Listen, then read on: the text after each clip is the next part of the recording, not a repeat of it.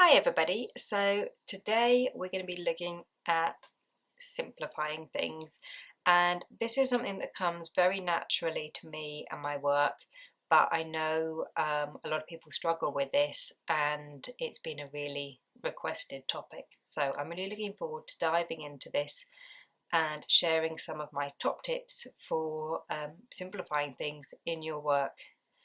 So first of all, what do I mean by simplifying? So I mean kind of paring things back to their essentials, having a kind of an economy of line or economy of brushstroke. And simplifying, it's not about drawing like a child, and it's not necessarily easier. I think, for people who are outside the art world, who aren't painters, who don't draw, there's this idea that the more realistic and the more complicated something is, the better you are, the more skill you're showing, and that if something's simplified and pared back, that a child could do it, that it's really easy.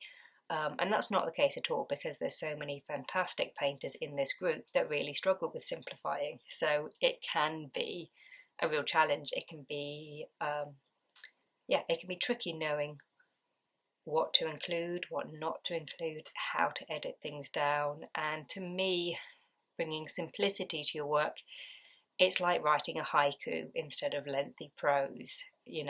Everything needs to be very intentional and carefully chosen, and it's about knowing how to give just enough so that the viewer understands what's going on in the picture and they get the mood and the atmosphere, they can tell what everything is, but also there's nothing kind of extra, nothing's overworked, and I love that. I think it brings a real elegance and freshness.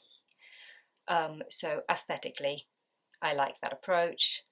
For me, there's also benefits to simplifying. So if I'm working on location, it means I can work quickly, and also professionally, for certain types of jobs. So maybe if I was doing something like a repeat pattern for wrapping paper or fabric, what looks good once you repeat it lots and lots of times, it can start getting busy and fussy. So paring things down and making things simplified can work really well in commercial illustration, and it can also help you capture busy scenes without it being too overwhelming for you, the painter, thinking, oh my goodness, I'm never going to get this finished, and overwhelming for the viewer because there's too much information. So a scene like this, on one hand, it's really busy, there's loads of detail, there's loads going on, but if we zoom in and look at an individual tomato, they're just individual brushstrokes. It's just dab dab dab, tiny little green dot at the top for the leaves. Am I drawing every leaf, every stalk? Am I shading the tomatoes? Am I putting the highlights on? No, because it would take forever, but also it would be too much visual information. So yeah, I would think of it like writing a haiku, paring it down to the essentials, carefully chosen brushstrokes, carefully chosen elements of the painting. So I'm going to share some top tips in a minute, but I just want to share a little bit of inspiration first. So my kind of biggest inspiration as an artist is Sarah Midder. No one has been more influential on me in terms of how I keep a sketchbook, my view on the world, how I paint, everything. Absolutely love Sarah Midder. If you haven't heard of her, you should check her out. This is my favourite book of hers, which is Sketchbook from Southern France. And she can paint with incredible attention to detail, incredible accuracy, but she can also paint so loosely and beautifully, and I love it. So we've got this one here, and I love how simplified it is. The fields are just kind of these loose, rough stripes. We've got white space in between to give the definition between the fields. For the building, we've just got white space kind of around the doors, and then we've got a shadow on one side. We've got these very loose roofs with a little bit of scribbling for the tiles, and she's used loads of different simplifying techniques that I'm going to talk about. So using the white space to give definition between the fields around the doors, letting the natural texture of the paint do some of the work. So you can see pigments pooling in different areas, so that's just letting the watercolour do some of the work for you to convey that this is an old stone building. And you know, she hasn't outlined everything, she's just done a few lines on the roof, so that economy of line, just putting in what's needed.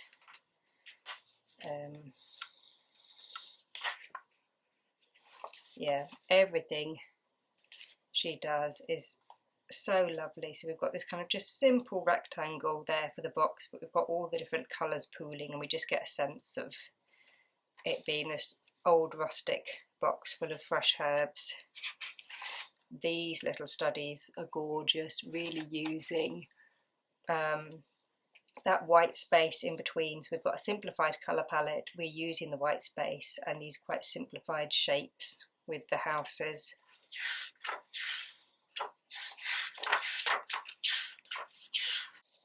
There we go. And this one again is absolutely lovely. So we've got a door kind of through an archway of greenery. She hasn't drawn every leaf, we've just got these expressive brushstrokes, but we feel that this is greenery growing over. And then the steps, we've got these rectangles painted getting bigger as we come down, which is kind of how I draw steps as well. You know, she hasn't messed around putting the top bit in and all the angles, we've just got the rectangles. And we've got the colour pooling as well. We've got bits of blue and red. So again, using the natural properties of the paint to do some of the work for us, and these very kind of loose brush strokes, and it's really effective. With these little studies here, really using the white space in between to keep things very, very simple. I mean, I could show you pretty much everything in this book. So that's Sarah Midder, and another example I'm going to show. Sadly, I don't know who this artist is, so I got this postcard when I was in Sicily from an artist who had a little pop-up shop in Sicily in the town, and it's been blue tacked up on my wall ever since. Oh my goodness, I bought this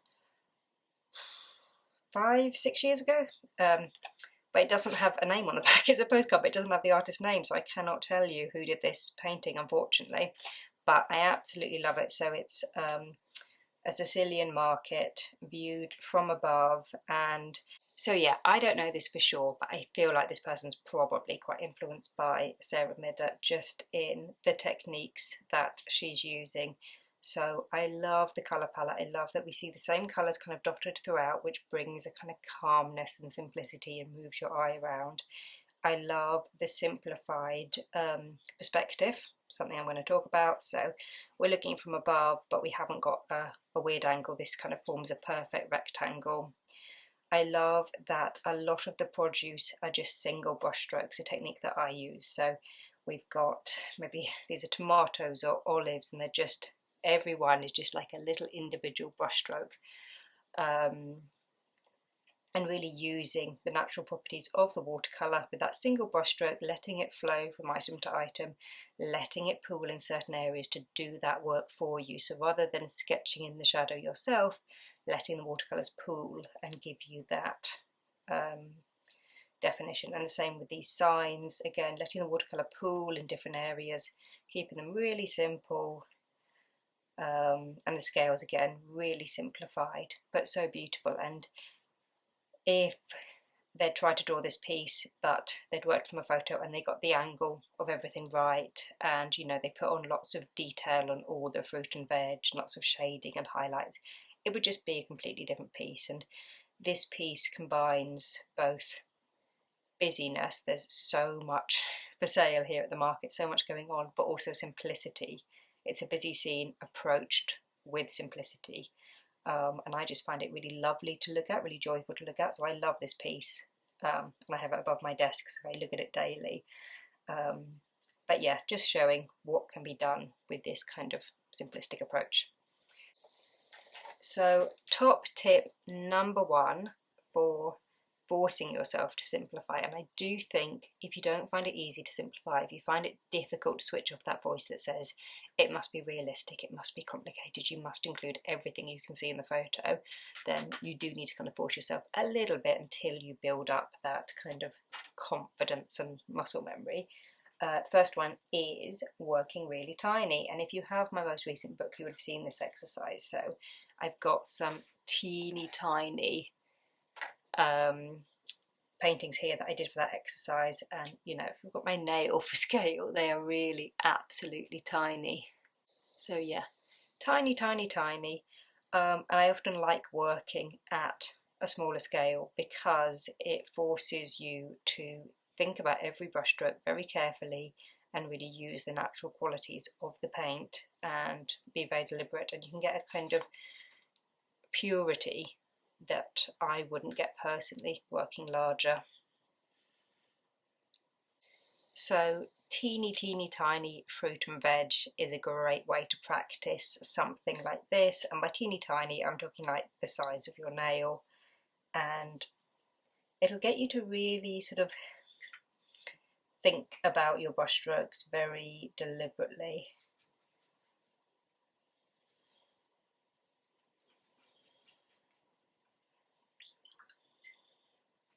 So if I did a little teeny tiny beetroot,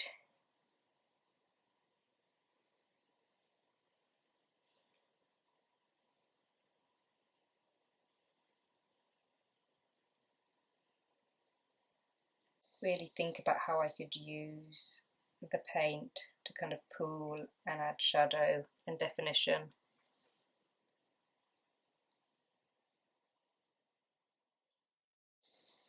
And I really want to capture that kind of lovely purpley colour you get with the leaves.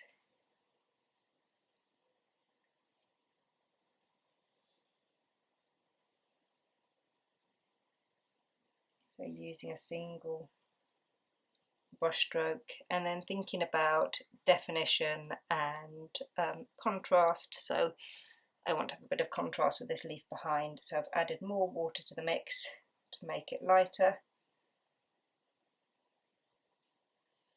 and then I'm leaving a little bit of white space between it and that leaf. And I'm actually really happy with that. I think it's got a lovely kind of elegance to it.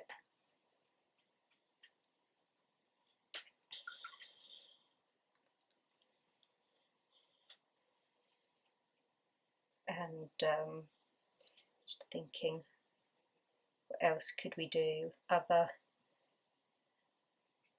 Other root vegetables. So vegetables are a great, fruit and veg is a great way of practicing this. So maybe going to do a little carrot. So because of the scale, I've done that carrot with a single brush stroke, which I don't think we'd do probably if we were working bigger. But I want a little bit more kind of colour. Let a bit more colour pool.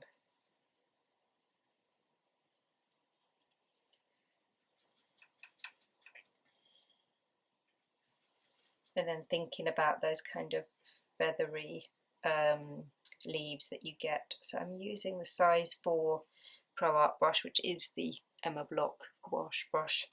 So I'm going to hold it quite upright so that I can get these little feathery leaves, and letting a little bit of this green kind of pool in there, which I think is going to look nice. Sort of carrot tops.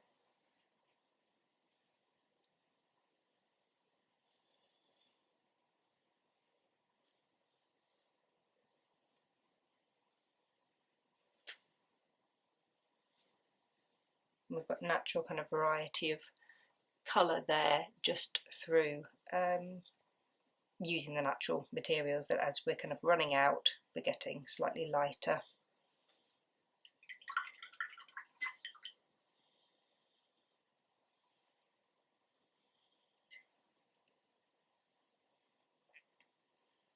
Maybe gonna have a go at a little peach maybe.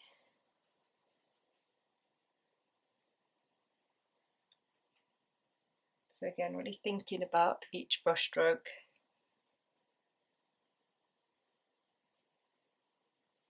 And then working wet on wet.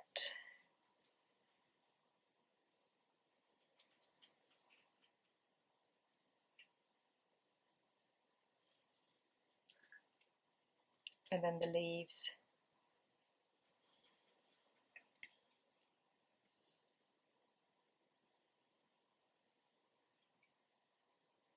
Again, doing each leaf with a single brush stroke and then filling in a bit more colour.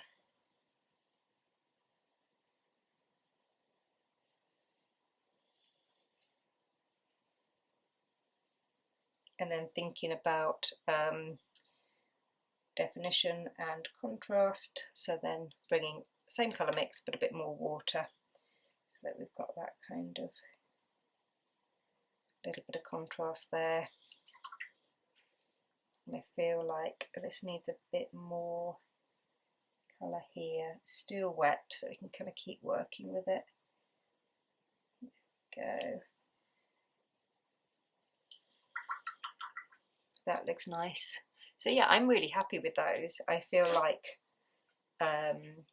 there's a lot of lovely stuff happening in terms of colour pooling, the colour palettes themselves, things kind of being built out of single brush strokes that wouldn't happen if I was working bigger. If I was painting peach that was this big, it would look very different. So have a go working small, draw some fruit and veg. I'm going to put some examples up on the screen. This is a technique that really helps me simplify things and pare them down to their essentials, and not overwork them. So if I was going to use these in a pattern or a border, you know, they're going to have a lovely simplicity to them because of the scale, and I could scale them high resolution and blow them up bigger, but they'd retain this lovely simplicity. Another kind of exercise that's really nice is to do a kind of a picnic plates of fruit and vegetables. So taking this one step further. So top tip number 2 for simplifying things is to use negative space and to use shadows. So I'm going to draw a plate. I'm just going to mix up my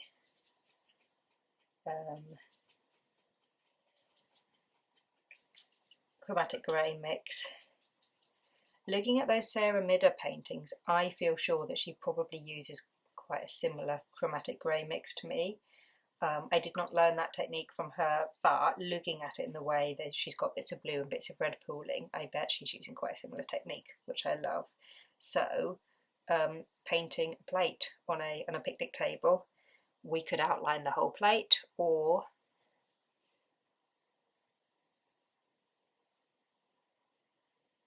we could just do a shadow on one side, and then maybe we're going to do some fruit, maybe it's going to be cherries.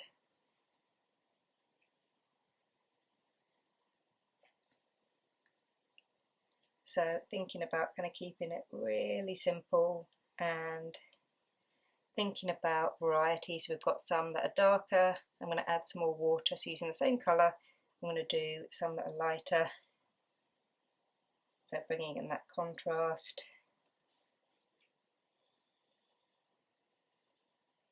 Maybe doing one kind of that touches so they can pool a little bit.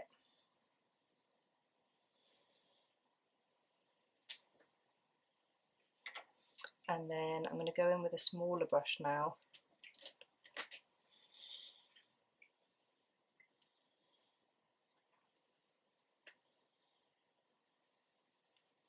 And just put a little bit of decoration on the plate.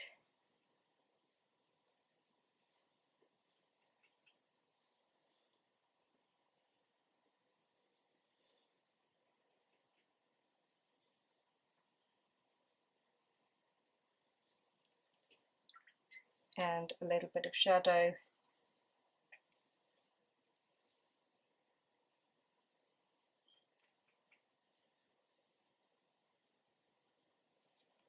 on the plate. I don't want to do too much at this point because it's quite wet, but I'm just popping in a little bit of shadow around the cherries. And then I need a kind of a thicker mixture of that chromatic grey for putting in the stems on the cherries, which will kind of pull it together.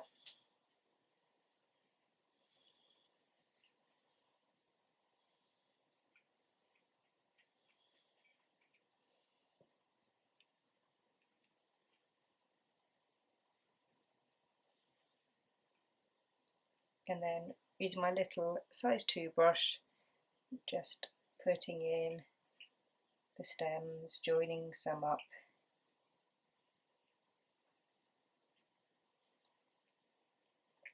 And there we have very simply a plate full of freshly picked cherries on a sunny day.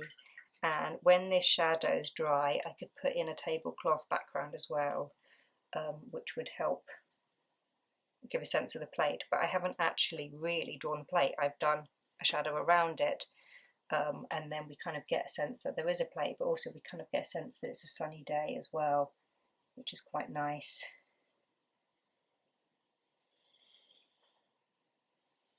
So that is tip number 2, use negative space. You don't need to outline everything. So for an example where I've used negative space, and I'm probably going to refer to this piece quite often, is our first drawing challenge for this month, this piece.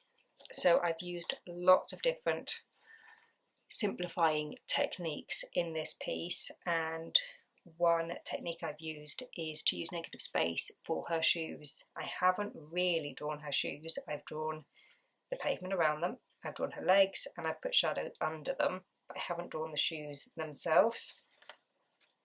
So I can quickly demo that for you.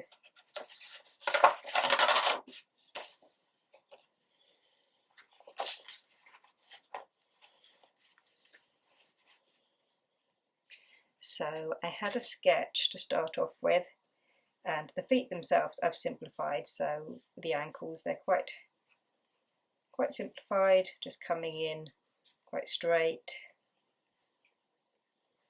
And the shoes themselves, again, the way I've drawn them is quite simplified.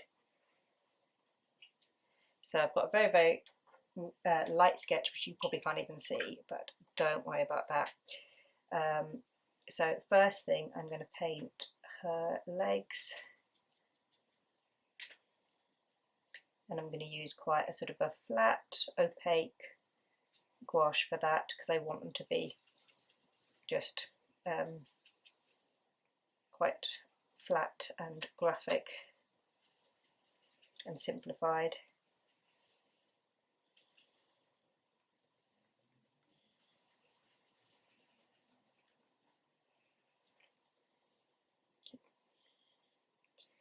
So painting the ankles and then painting the part of the foot that we can see that's not in the shoe.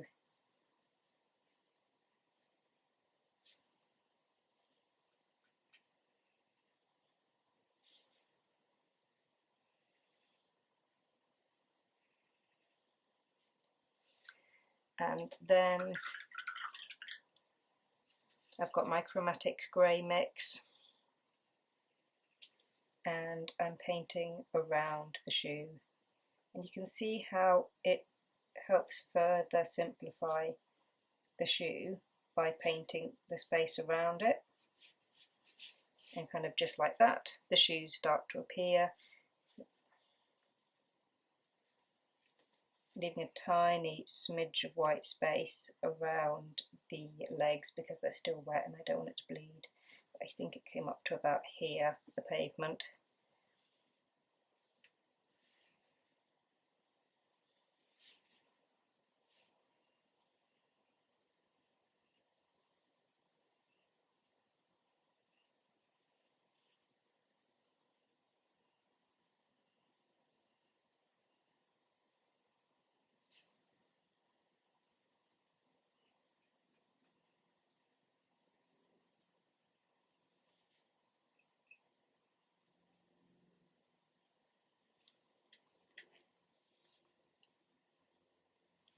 just going to neaten up that line a bit.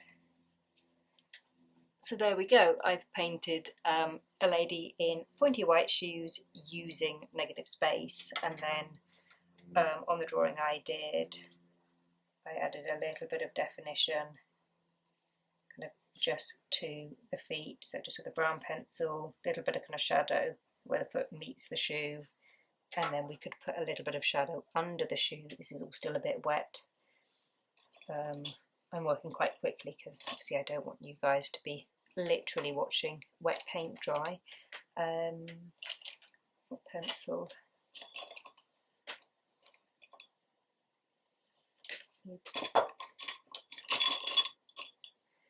Something like a sepia.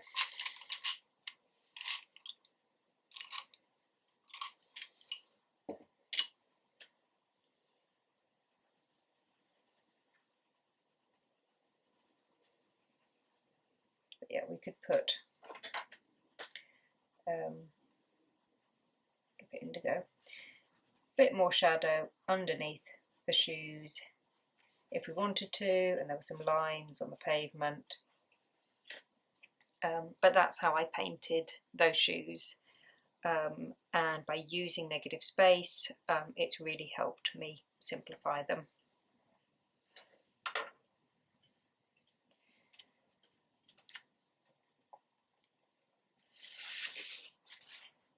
So top tip number 3 is to use a larger material. So we've looked at working smaller, working teeny tiny, but now looking at using a bigger material. So for me, I find using something a little bit chunky like Neocolor Pastels really helps with this, but for you this could be working with a bigger brush, a thicker pen, something like that. So if I was drawing some flowers and let's say I've got a choice between a pencil and a Neocolor pastel, if I was drawing some flowers with the pencil, I'm probably going to start kind of filling them in, drawing an outline, thinking about the angle of the different flowers. And if you ask me to draw some flowers sort of on the same scale with a chunky, blunt Neocolor pastel, immediately they're kind of going to be simplified. I'm going to be doing, you know, a single petal is going to be a single brush stroke. So then I'm really going to think about how I hold the pastel, where I'm putting my weight, how I'm moving it, but it's really going to force me to simplify them and make them very sort of bold and gestural and kind of not fussy, and actually I like the look of that better than that. So I've used this technique for putting in the flowers on this lady's dress. So I've used a white Neocolor pastel for putting them in, and there's so much going on in this scene. I didn't want the pattern of her dress to feel too fussy and complicated and draw the eye too much, so I've used a Neocolor pastel with these kind of chunky marks to do the flowers, and you get the sense that it's a floral dress, but it's not overworked or busy or fussy in any way. So use a larger material, a chunky pastel, a bigger brush, a bigger pen, something like that will kind of force you to be a bit bolder. So my next top tip, I think we're on number 4 now, is to flatten perspective. Yes, this can make things easier if you're not good with perspective, but also it can really simplify things visually. So if I was drawing a shelf with cups on it, maybe you know, we've kind of got some perspective on the shelf, and then we've got cups, and we've got kind of perspective here, and then some of them, the handles are on the back, or there's some like this, and the handles kind of around the front, and it's kind of getting complicated.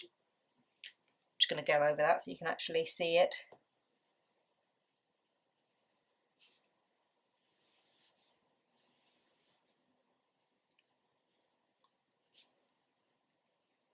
Which, to be honest, this could look really nice. You know, it could be really sensitively observed and it could look lovely. So what we could do instead, if let's say this was going to be in the background of a greetings card, maybe it was in a cafe or a home and there's a shelf of lovely mugs, what I would probably do is simplify it first of all with a shelf probably flattened, no perspective, just kind of a single line. And if you hold the brush this way instead of that way, you get quite a nice flat end there.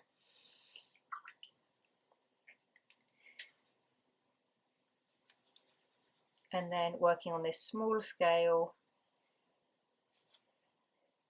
I'd start to put in the mugs and letting the natural kind of texture of the paint help. So we've got a slight sense of perspective at the top there, but not too much. And I'm painting quite small with a size 4 brush, so it's not teeny tiny.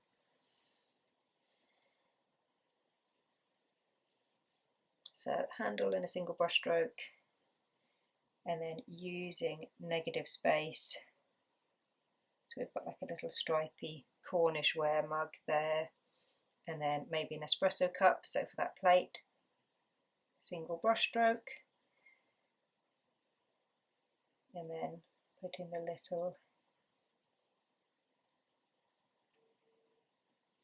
espresso cup in, and the little handle, and then maybe another stripy mug.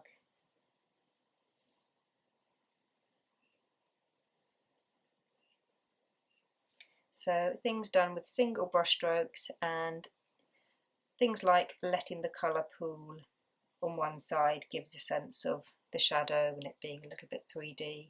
I might take a tiny bit of colour off this one, I think it's a bit too wet.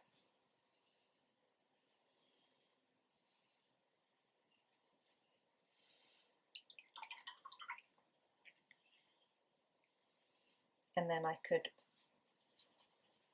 pop in a little bit of shadow behind them.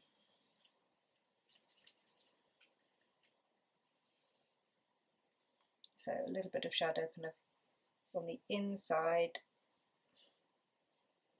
of the cup.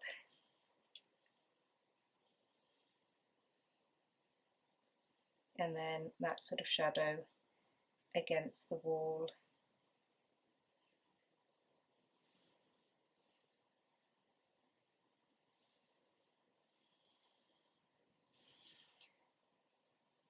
And that would be a really simplified way of painting mugs on a shelf, using lots of kind of single brush strokes, using negative space, using shadows, and letting the colour pool in different areas.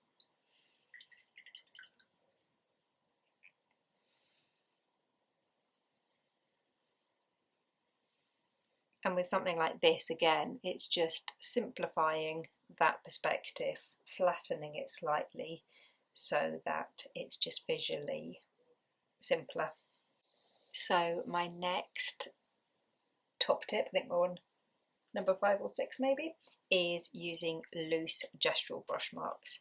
So using a single brush stroke to do something brings a lovely level of simplicity but also elegance. So it's great to practice maybe doing some individual brush strokes.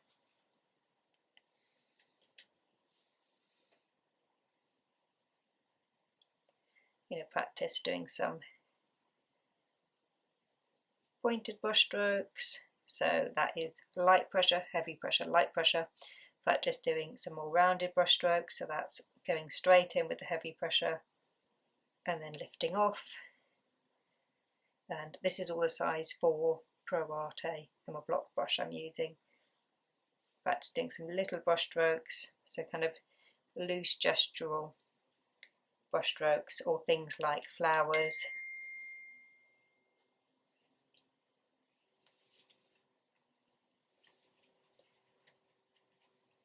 So for me, when you do each petal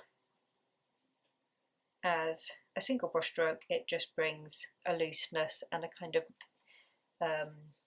it stops everything looking too perfect as well, because each brush stroke is different, and I really like that. Or in the piece I was just looking at this one. So if we're doing fruit and veg, you know, why not do your banana in a single brush stroke? So bunch of bananas, one banana, one brush stroke.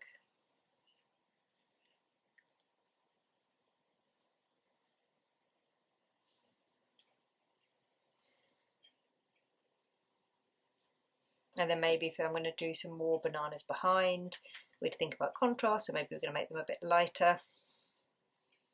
And we'd have to wait for them to dry, or could just do it now and just leave a little smidge of white space.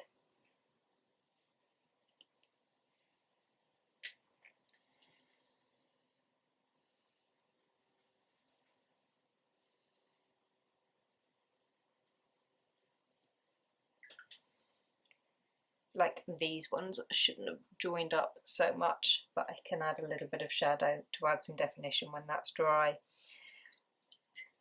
But that's a nice little exercise to practice, just using a single brush stroke to do a banana,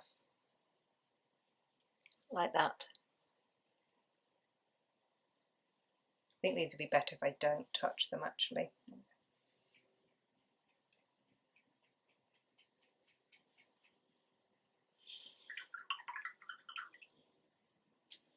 But that just brings that kind of level of simplicity. And looking at the example that I showed right at the beginning, you know, doing something like these lovely, I think they're probably olives and tomatoes. You know, if you're going to practice doing some olives,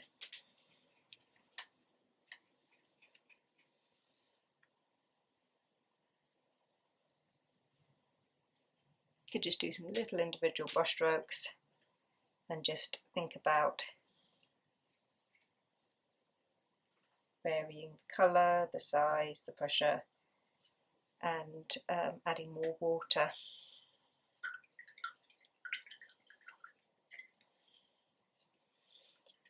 And let's say I want to do a bowl of olives, thinking about the techniques that we've done for simplifying. So maybe there's a shadow on the bowl on one side,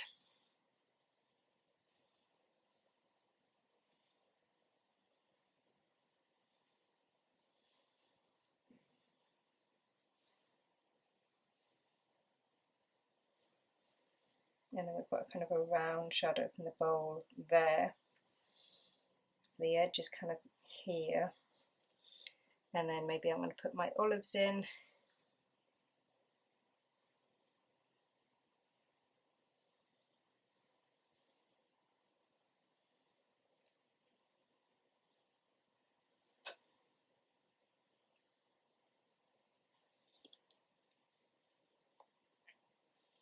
I'm going to make some of these a little bit lighter.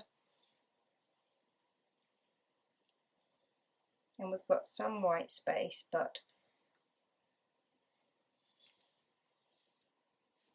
some of them are kind of merging into each other and overlapping, so that really letting the materials do some of the work for me with this lovely kind of pooling of colour, and then using a difference of contrast, so using some lighter lighter paints. I've just added a bit more water. Okay, so that's starting to look like a bowl of olives. And then stripes or flowers, what do we go for? I think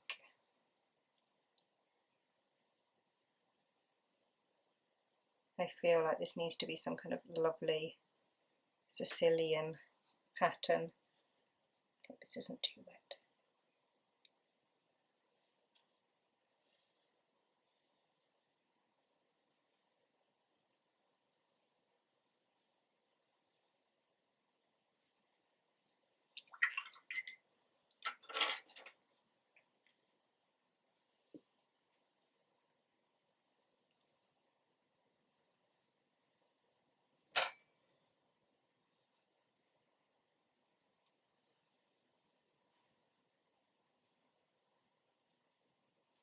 So there we have a lovely heaped bowl full of olives in the sunshine, drawn very, very simply, so using lots of the techniques I've talked about. We've used negative space, we've used shadows, we've used really simple brush strokes to create the olives. We haven't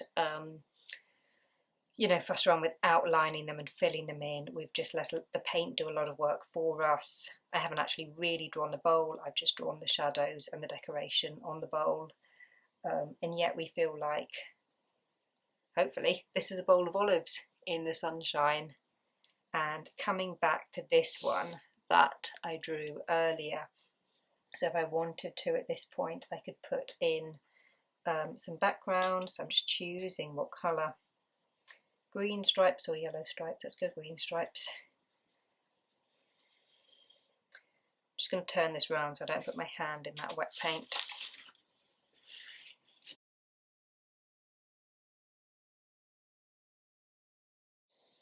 So now this is dry.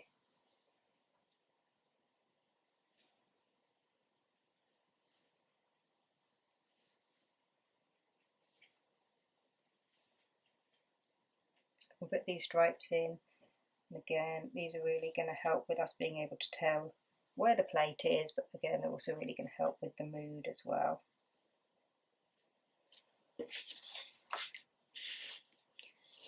So there we go, we've got cherries on a plate on a green stripy tablecloth in the sunshine. Another favourite technique for bringing simplicity is to use white space. So for example, if I was painting a coffee pot, you know, one of those lovely kind of retro Italian mocha pots, which I do have one, I never use it, but it does look lovely.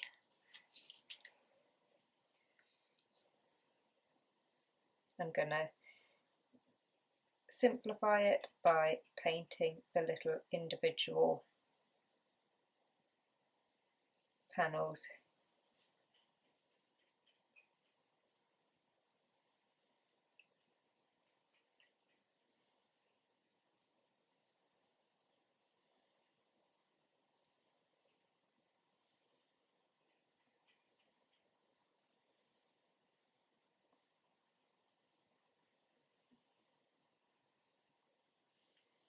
So using white space in between, letting the colour pool, so using the natural properties of the material. Put a little spout on, and then it needs its little lid.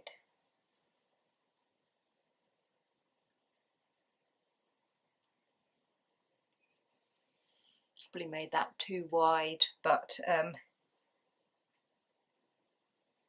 just dotting in a little bit more colour where it needs it, and then putting in handle, a little top,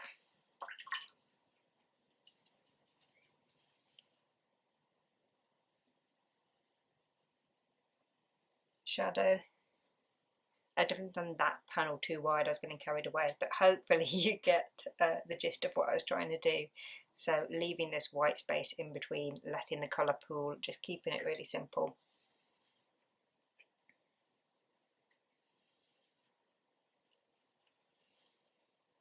To give it a little espresso cup to go with it. And that's a great exercise as well, just doing that little saucer in a single brush stroke.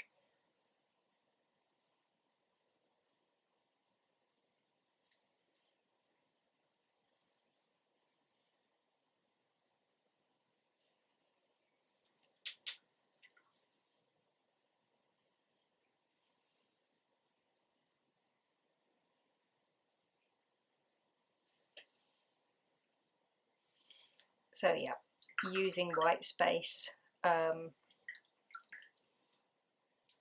is a really lovely way to keep things simple. And another great way to simplify things is using single brush strokes and really making the most of your brush shape. So I think I've given this example before when I was looking at painting buildings, but for painting rooftops, I find rooftops really complicated, but what helps me, because they've got angles, is to use an angled brush top. An angled brush really helps. So I'm just going to mix up some colour. So if I'm painting lots of little rooftops using an angled brush like my angled brush with Pro Art, really helps. So I can do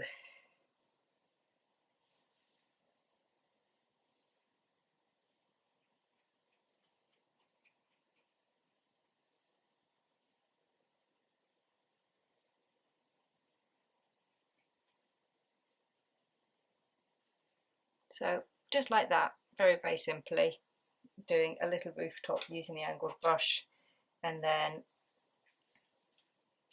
I could just pop in a little bit of shadow there and we'd get a sense of there being a wall.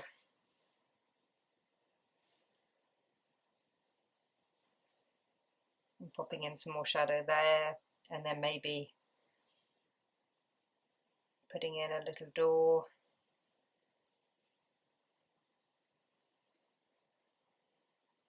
Just kind of very simply single brush stroke. Maybe there's shutters. I'm not sure where this house is, but this little cottage, but maybe there's shutters.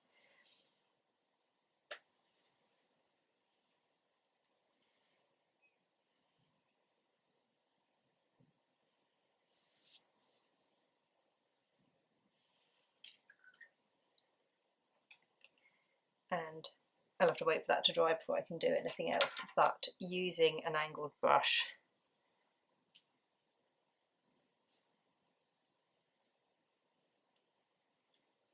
I find just like that, very simply, helps me get the angle right for little houses. And I've got an example of that here. I think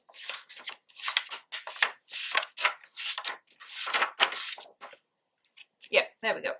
So this is an kind of from above scene of Ile de Ré. I think I took this photo from a church tower or something, so I'm looking down on all the beautiful terracotta rooftops, which initially this photo kind of bamboozled me. I was like, this is too complicated, I can't do it, I'm no good with angles. And then what I did was I sketched it in really roughly and I did the rooftops using an angled brush. You can actually see the brush strokes here of how I've used an angled brush. So across there, down there, but just pulling it across using a single brush stroke for that line.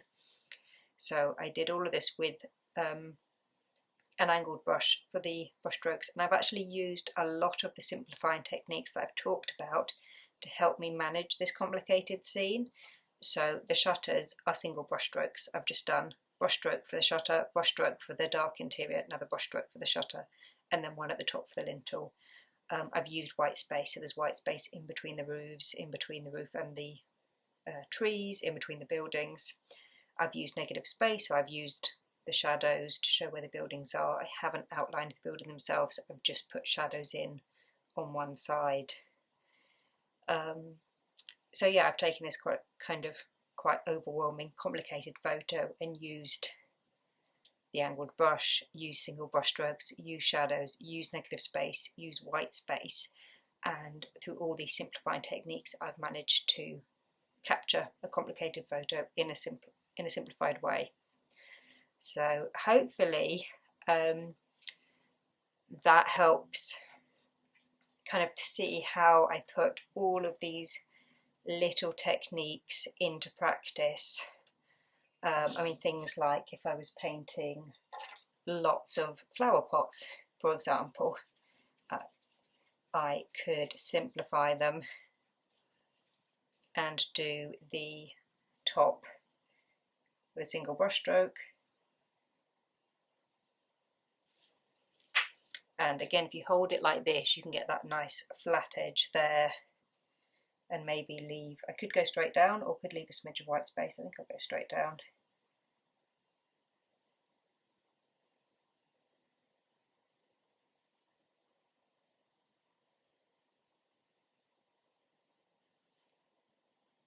kind of wishing I'd left that space. Let's try that again. So top, bottom, leave a smidge of white space. Yeah, I like that better. So leaving a smidge of white space.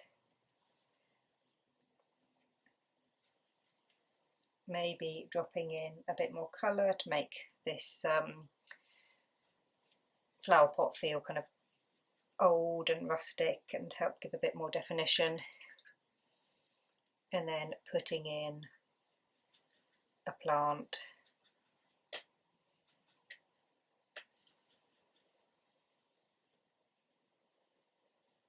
So using single brush strokes,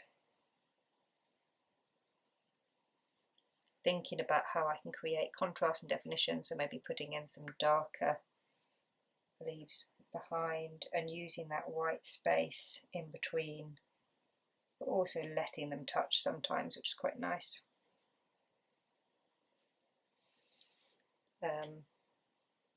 I don't know what plant this is, I'm just kind of making it up.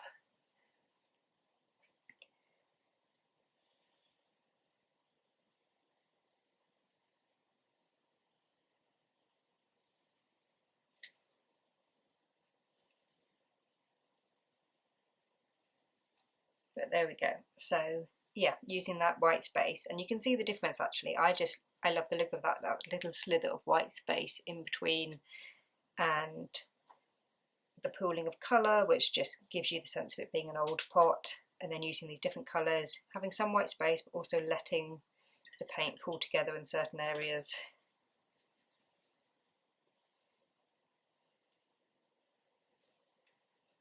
It's just really nice. Another way of simplifying is to use mixed media. So for example, if I'd painted some little teeny tiny strawberries,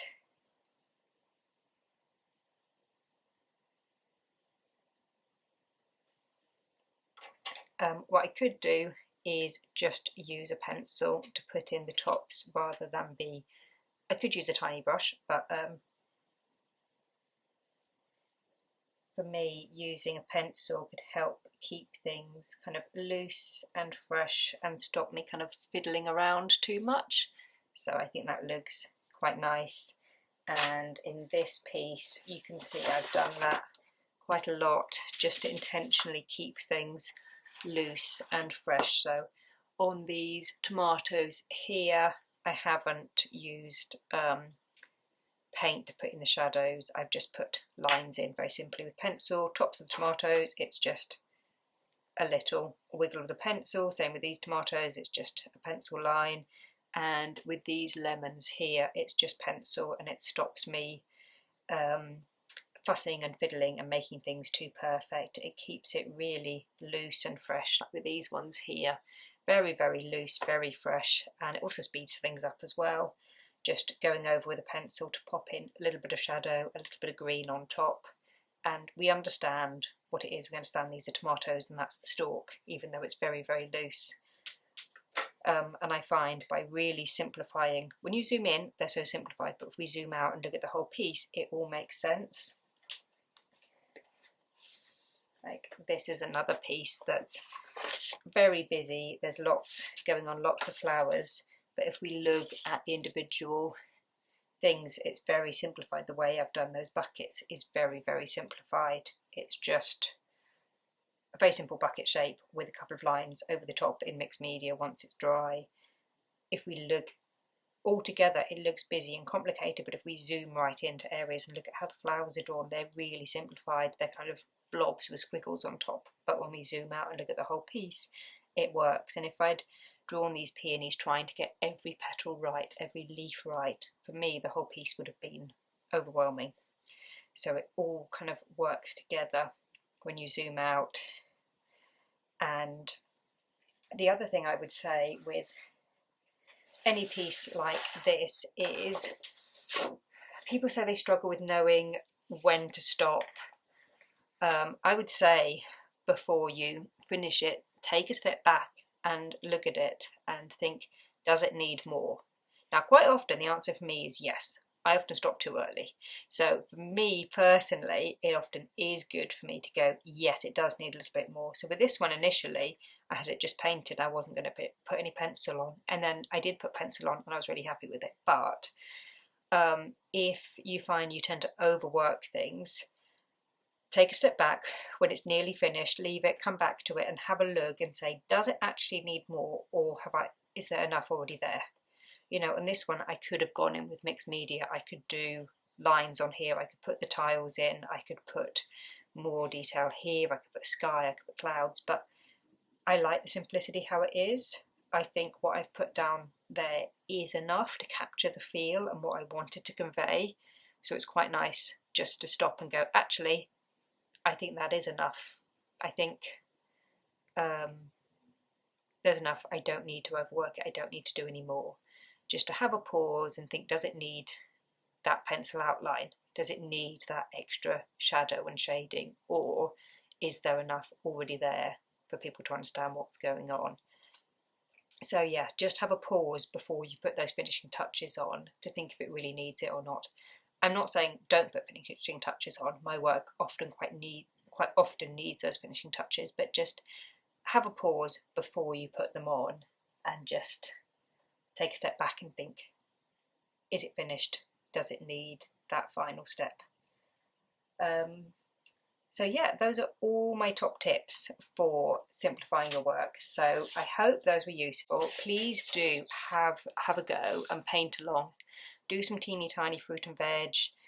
Do a picnic plate in the sunshine using the shadow behind technique. Have a go doing a bowl of olives.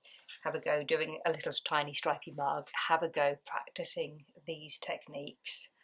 And just to kind of run through, so my top tips for simplifying are: work smaller, use larger materials, use negative space and shadows, use single brush strokes and gestural brush strokes, leave white space, flatten perspectives, use mixed media. I think that's all of them. And take a step back before you finish to think, does it need those finishing touches or not? So yeah, I really hope this video has been helpful and it's given you some useful tips for bringing some of these simplifying techniques into your own work.